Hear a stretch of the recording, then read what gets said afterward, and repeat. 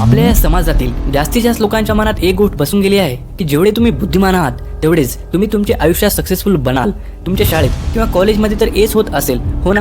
लोकांना हेच वाटतं की तो सक्सेसफुल होईल, पण काय हे खरं आहे? या व्हिडिओला जर तुम्ही शेवटपर्यंत बघितला नाही तर तुम्ही या व्हिडिओचा चुकीचा अर्थ काढा। त्याच्यामुळे शेवटपर्यंत नक्कीच बघा। तुमच्यासाठी पण ही माहिती करून घेणं खूप गरजेचं आहे, कारण हे व्हिडिओ तुमचे जे मर्यादित विचार आहेत ते बदलून टाकून तुमचं आयुष्य पूर्णपणे बदलून टाकणार आहे। हे जे प्रश्न तुम्हाला आणि मला परेशान करत असताना की आयुष्यामध्ये जर खूप काही मोठं करायचं असेल तर 99% गरजेचेच आहेत, हेच प्रश्न 1920 मध्ये महान सायकोलॉजिस्ट लुईस टर्मन यांच्या पण मनात आला होता आणि ते असं ठरवले होते की मी या प्रश्नाचं उत्तर माहितीच करून घेणार। त्यासाठी त्यांनी एक एक्सपेरिमेंट केला। हे अजीब एक्सपेरिमेंट जवळजवळ 40 वर्षे चालला आणि हे सायकोलॉजी म्हणजे मनोविज्ञान मधला खूप मोठा अध्ययन म्हणजे स्टडी होतं आणि या 40 वर्षाचा हिसाब किताब तुम्हाला फक्त या छोट्याशा व्हिडिओमध्ये भेटत आहे। खूप लकी आहात तुम्ही। त्यांनी अमेरिका मधल्या सगळ्या कॉलेज आणि शाळांमधले जी सगळ्यात बुद्धिमान मुलं आहेत त्यांना शोधायला सुरू केलं। फायनली त्यांना 2.5 लाख विद्यार्थी मिळाले, पण एवढ्या जास्त मुलांवरती स्टडी करणं पॉसिबल नव्हतं आणि शाळेने पाठवले होते। तर टर्मन या शाळेच्या गोष्टीवर विश्वास करत नव्हते आणि या सगळ्यांना घेऊ शकत नव्हते। त्याच्यामुळे त्यांनी या सगळ्या 2.5 लाख विद्यार्थ्यांचा IQ टेस्ट घेतला। IQ टेस्ट एक अशी प्रकारची परीक्षा असते ज्यामध्ये तुम्हाला वेगवेगळ्या प्रश्नाचे उत्तर द्यावे लागते। या प्रश्नामधून ज्या प्रश्नाचे उत्तर तुम्ही बरोबर द्याल त्यावरून तुमच्या बुद्धीचा अंदाजा लागतो। टर्मन हे म्हणले होते की ज्या विद्यार्थ्यांचा IQ लेवल 140 किंवा त्यापेक्षा वरी असेल त्यांनाच बुद्धिमान मानलं जाईल। तर ॲव्हरेज म्हणजे साधारण IQ असतं 90 ते 109च्या मध्ये। तर या जगामध्ये जास्तीत जास्त लोकांचा IQ 90 ते 109च्या मध्येच असते।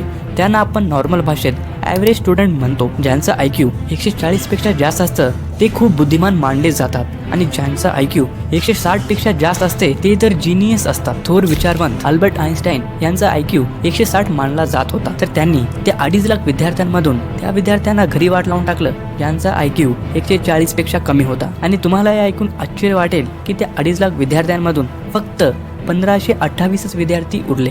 IQ टेस्टच्या हिसाबाने ही 1528 विद्यार्थी अमेरिकातले सगळ्यात जास्त बुद्धिमान मुलं होते आणि यांचा IQ अल्बर्ट आइन्स्टाईन पेक्षा फक्त 20 पॉइंटच कमी होता। या 1528 विद्यार्थ्यांना निवडलं गेलं।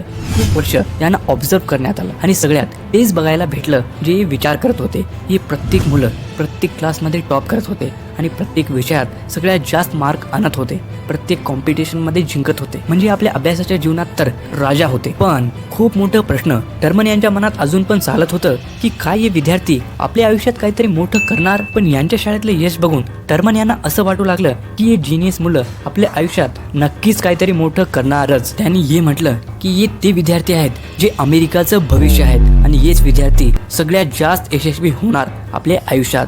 पण कदाचित आता तुम्हाला कळत असेल की मी काय म्हणणार आहे। टर्मनचे विचार आणि रियालिटी तर वेगळीच निघाली। त्या 1528 विद्यार्थ्यांमधून फक्त 20च विद्यार्थी आपल्या आयुष्यात काहीतरी मोठं केले आणि करोडपती बनू शकले। बाकी सगळे जिनियस सिंपल जॉबच करत राहिले आणि आपल्या आयुष्यात काहीच मोठं करू शकले नाही। सगळ्यात मोठी आणि सगळ्यात मोठ्या कॉलेजची डिग्रीच्या सोबत पण ते आपल्या आयुष्यात काहीच करू शकले नाही आणि ना ते खुश पण होते। एवढंच नाही तर त्यामधील 2 मुलं ज्यांचा IQ 100 पेक्षा पण कमी होता, ते ॲव्हरेजच्या आसपास होते, ज्यांना काढून टाकलं गेलं होतं, त्यांनी नोबेल प्राइज पण जिंकला आणि फिजिक्स यासारख्या विषयात। मग नंतर 40 वर्षांनंतर टर्मन हे म्हणाले, आम्हाला हे कळालं की बुद्धी आणि यशाचा दूरपर्यंत काहीच संबंध नाही आहे। स्मार्ट आणि बुद्धिमान बनणं हे वेगळी गोष्ट आहे आणि आयुष्यात यशस्वी होणं हे वेगळी गोष्ट आहे। तुमच्या मित्राचे मार्क तुमच्यापेक्षा जर जास्त येत असतील तर याचा अर्थ असा नाही आहे की तुम्ही तुमच्या आयुष्यात यशस्वी नाही होणार। हां, असं थोड्या वेळासाठी तर वाटतं की तो तुमच्यापेक्षा वरी आहे, पण कधीपर्यंत? तुमच्या शाळेच्या किंवा कॉलेजच्या लाईफपर्यंतच। त्याच्यानंतर काय? लोकांनी माइंडसेटचा असा व्हायरस पसरून टाकला आहे की ज्याच्यामुळे प्रत्येकाला आता असंच वाटतं की ज्याचे मार्क जास्त येतील तोच आयुष्यात काहीतरी मोठं करू शकेल। मार्क प्रत्येक जागी मार्कची सूट आहे। तुम्ही आता असं विचार करत जाऊ नका की तुमचे मार्क जर कमी येतात किंवा तुम्ही दुसऱ्यापेक्षा कमी स्मार्ट आहात तर याचा अर्थ असा नाही आहे की तुम्ही तुमच्या आयुष्यात काहीच करू शकणार नाही। तुम्ही तुमच्या स्वतःला ओळखा। असं होऊ शकते की तुमचं टॅलेंट आयुष्याच्या कुठल्या तरी दुसऱ्या क्षेत्रामध्ये असेल। कोणाला माहिती आहे की तुम्ही पुढे जाऊन एक करोडपती बनाल। या देशामध्ये मार्क आणि बुद्धीला थोडं जास्तच भाव झाला आहे। हे ओव्हररेट झालेले आहेत। ओव्हररेट म्हणजे ज्यांना एवढा भाव भेटायला पाहिजे ते त्याच्यापेक्षा पण जास्त भाव या गोष्टींना भेटत आहे। मेहनत करून तुम्ही काय पण कमवू शकता. असं हमेशा का होत असतं की जेवढे पण मोठे मोठे व्यक्ती आहेत जसं की इलॉन मस्क, मार्क झुकरबर्ग, हे लोक डिग्रीला एवढं कमी भाव का देतात? आणि कदाचित तुम्हाला हे फॅक्ट माहिती नसेल की या जगामध्ये अशी पण कंपनी आहेत ज्याच्यामध्ये जर तुम्हाला नोकरी भेटली तर मग तुमचं आयुष्य स्वर्गच बनून जाईल. आणि ते कंपनी आहेत गुगल आणि फेसबुक. हे लोकांना डिग्रीच्या बेसवर नोकरी नाही देत, त्यांची तर वेगळ्या प्रकारची परीक्षा घेतली जात असते ज्याच्यामध्ये मार्कची व्हॅल्यू तर 0 असते. ते हे बघत असतात की तुमची प्रेझेंटेशन स्किल कशी आहे, तुम्ही कोणत्या पण गोष्टीला कशा प्रकारे समजू शकता. समजा की खूप मोठा टॉपर आहे जो लहानपणापासूनच आपल्या खोपडीमध्ये नॉलेजला साठवत आहे आपल्या फायद्यासाठी.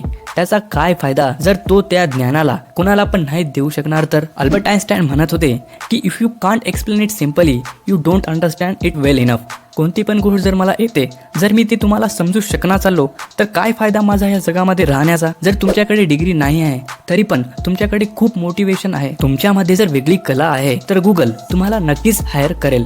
हा असं पण आहे की गुगल आणि फेसबुक डिग्रीवाल्यांना पण नोकरी देत असतात, पण बिना डिग्रीवाल्यांना जास्त देत असतात. कारण गुगलला हे माहिती आहे की कॉलेजचे जे कॅरेक्टर आहेत जसं की A+B C D मॅटर करत नाहीत, मॅटर करतात तर ते फक्त तुमच्या मधली कला. गुगलला हे माहिती आहे की प्रत्येकामध्ये वेगवेगळी प्रतिभा असते. एक असं काम जे तुमच्यापेक्षा चांगलं दुसरं कोणीच नाही करू शकत, जे तुमच्यामध्ये लहानपणापासूनच आहे. त्या कामाला कोणी पण तुम्हाला डिग्री नाही देऊ शकत. त्या कामाला, त्या पॅशनला तुम्ही शोधा, सफलता आपके कदम चुमेगी. सक्सेसफुल व्यक्ती हमेशा वेगवेगळ्या गोष्टीला करायचा प्रयत्न करत असतात. ते सिक्युरिटी शोधत नाहीत. ज्यांना सेफ व्हायचं आहे ना ते कधी पण थ्रिलला अनुभव करू शकत नाहीत. जसं की जास्तीत जास्त पॅरेंट असं म्हणत असतात की माझा मुलगा चांगला शिकेल, त्याचे चांगले मार्क येतील आणि त्याला एक सेफ, एक सुरक्षित गव्हर्नमेंट जॉब भेटेल. हा होऊ शकते, पण प्रॉब्लेम हे आहे की तुम्ही त्याच्यापेक्षा वरी जाऊ शकणार नाही. जर वेगळी विचारधारा असेल तरच तुम्ही तुमच्या आयुष्यात वरी जाल. तर याचा अर्थ आता असा नाही आहे की तुम्ही डिग्री घेऊ नये, चांगले मार्क आणू नये. अरे आणा, फुल मार्क आणा आणि 100-200 डिग्री ठेवा तुमच्याकडे, पण त्याच्यानंतर काय त्याला पण तर बघा. म्हणजे हेच आयुष्यात मार्कपेक्षा पण जास्त दुसरे पण गोष्टी मॅटर करतात. तुमच्यामधले जास्तीत जास्त लोक मार्कला सगळं काही समजत असतात, पण दुसऱ्या गोष्टीकडे पण थोडं लक्ष द्या ना. जसं की communication skill, body language development, या सगळ्या गोष्टींना तुम्ही सोडून टाकत्या, जी चांगली गोष्ट नाही आहे. मार्क तर फक्त मर्यादित दायऱ्यातच तुम्हाला कामाला येतील, पण बाकी सगळ्या गोष्टी पूर्ण आयुष्यभर. जर तुम्ही एक टॉपर आहात आणि तुमचे मार्क चांगले येतात तर याचा अर्थ असा नाही आहे की मी तुम्हाला काहीतरी वाईट बोलायचा प्रयत्न करत आहे. मी तुम्हाला हे सांगत आहे की तुमच्या मार्कच्या सोबतच तुम्ही तुमच्या कम्युनिकेशन स्किलला वाढवा, म्हणजे दुसऱ्यासोबत कसं बोलायचं आहे त्याला डेव्हलप करा. जपान या देशाबद्दल तर तुम्ही ऐकलंच असेल. हे देश या जगातल्या सगळ्यात विकसित देशामध्ये मानलं जातं. तेथील लोक आपल्या बुद्धी आणि चांगल्या व्यवहारासाठी ओळखले जातात. तर हे देश दुसऱ्या देशापेक्षा एवढं वेगळं का आहे बरं? तर ते वेगळं आहे कारण तेथील एज्युकेशनल सिस्टम म्हणजे शिक्षा प्रणाली एक मात्र त्याच्या मागचं कारण आहे. तेथील शिक्षा प्रणाली खूप वेगळी आहे. जपानमध्ये जोपर्यंत कोणता पण विद्यार्थी 4थी क्लासपर्यंत जात नाही तोपर्यंत त्याच्याकडून कुठल्याही प्रकारची परीक्षा घेतली जात नाही. 4थीपर्यंत त्यांना आयुष्यामधल्या बेसिक गोष्टीबद्दल शिकवल्या जातात. लहानपणापासूनच त्यांना या सगळ्या गोष्टी शिकवल्या जातात जे तुम्ही आता शिकायचा प्रयत्न करत आहात. जसं की कॉन्फिडन्स कसं वाढवावे, सेल्फ कंट्रोल कसं ठेवावे, या सगळ्या पद्धती त्यांना सांगल्या जातात. मित्रांनो, शाळेत तुम्हाला फक्त मर्यादितच ज्ञान दिला जातो. आयुष्यात जर खूप काही मोठं करायचं असेल तर तुम्हाला दुसरे पण पुस्तकं वाचलं पाहिजे. ते जसं की the power of your subconscious mind, the secret, the magic, you can think and grow rich, rich dad poor dad आणि लास्टला श्रीमद भगवद्गीता. या सगळ्या पुस्तके तुमच्या आयुष्याला एक वेगळाच आकार देतील. मित्रांनो, तुमच्या मधल्या दुसऱ्या गोष्टीला पण डेव्हलप करा. जे डिग्रीवाले आहेत त्यांना तुम्ही तुमच्या कंपनीत नोकरी द्या. तर फायनल गोष्ट हेच आहे की तुमचे मार्क, तुमचे ग्रेड, तुमचे आयुष्यातील यश याचं दूरपर्यंत काही संबंध नाही आहे.